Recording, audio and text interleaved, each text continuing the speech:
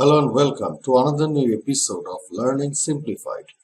In our previous tutorial, so far we had learned about HTML tags into our project. Now in this tutorial, we are about to learn about the last of this rarely used tags, and it is known as Optgroup tag. Now in this particular case, first of all, we need to create a form field. So here it goes.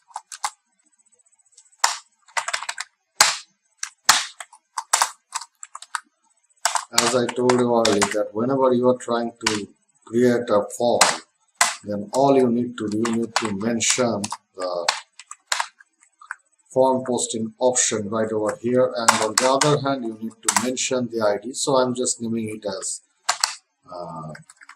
performers for say. Let's work upon this select option right over here.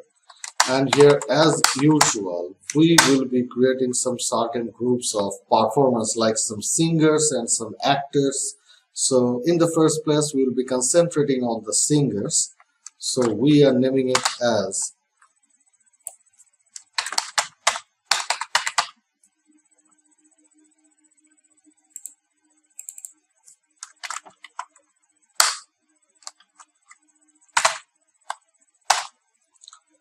and in the next case, we will be working upon some performers, some actors, like here comes another set. First of all, copy them. Let's copy this thing. And here, we will be pasting it right over here. And in this set of options, we will be putting some names of some actors, like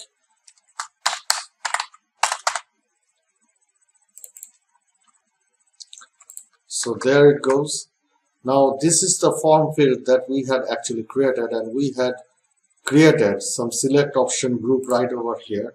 Now if we press Ctrl S, we know the obvious result here. Press Ctrl S and reload, and now we can see that here comes this drop down select box, and we can see that all of them are present right over here. Now here comes the trouble. For say, if we wish to categorize separately the group of singers from the group of actors, then we need to put some kind of label into it, and this is the part where actually the opt group comes in handy. It actually helps you to categorize the select options into your form field into some different labels and put them serially accordingly. So in this particular case, if we head back to our text editor, now here in the first place we will be using this opt group label,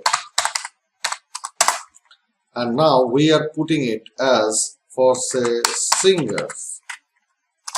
Now in case of these singers, we have used this thing here. This is the opt group singers. Copy this thing. Head back to the second set where we had created this set of actors here, and we are putting it here as actors. Now if we press Ctrl S and if we head back to our project and reload, and now if we come down, we can see that here comes, this is practically an opt group label, which is suggesting that this set of names here, those practically represent the singers, and this set of select options here, those practically represent the actors. So opt group label is helping us to categorize our options in the select field, in the form field actually, into two different categories. This is what opt group label is practically doing so. And on the other hand, if we wish to put some gap here, then we know the deal. We had already discussed about it. Just use this beard tag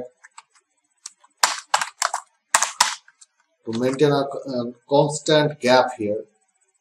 These two back-to-back beard tags right over here. Press Ctrl S, head back to your project and reload, and you can see that everything comes down.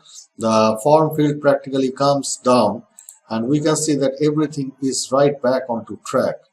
And this is how the opt group option practically works in case of an HTML document.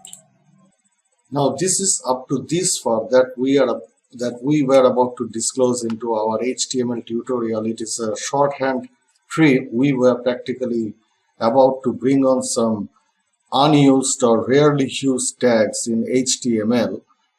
Before we are done completely, the final thing that I would like to discuss in short is the difference between the tag, the element, and an attribute. So what is the tag actually? In reality, tag is nothing but just the opening and the closing brackets here, as we can see. So this is in general is a tag. And if we write something into it like p tag, so this is an element. That means paragraph is an essential element to an HTML document, and it comes within the tag to represent itself as an HTML option here. So whenever we are practically mentioning about tags, we are practically mentioning about both the tag with the element.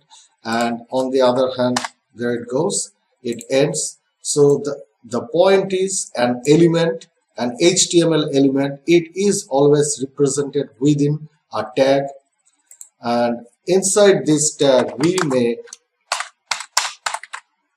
put on the content over here, and there it goes, the tag and the element along with the content. So if we now press Ctrl S and head back to our project, we can see that the content, it practically comes within this tag P, and it is aligning itself into a paragraph format. And an attribute, whenever we are talking about an attribute, we may set an attribute along with it. So the style statement, it practically comes as an attribute. So here it goes. Now if we set here that the color should be, there it goes. Now press Ctrl S, reload, and you can see that the color is now changed. So an attribute in case of an HTML, it comes along with this HTML element, and all of them are together. Those are happen to come within a tag. So here goes the difference between an HTML tag, element, and attribute. An attribute is, on the other hand, can be termed as the style of an HTML document. So this is the basic difference between an HTML tag, element, and an attribute. So hope you guys have liked this tutorial. If you guys have liked this tutorial, then do not hesitate to hit that red subscribe button down below. Stay tuned.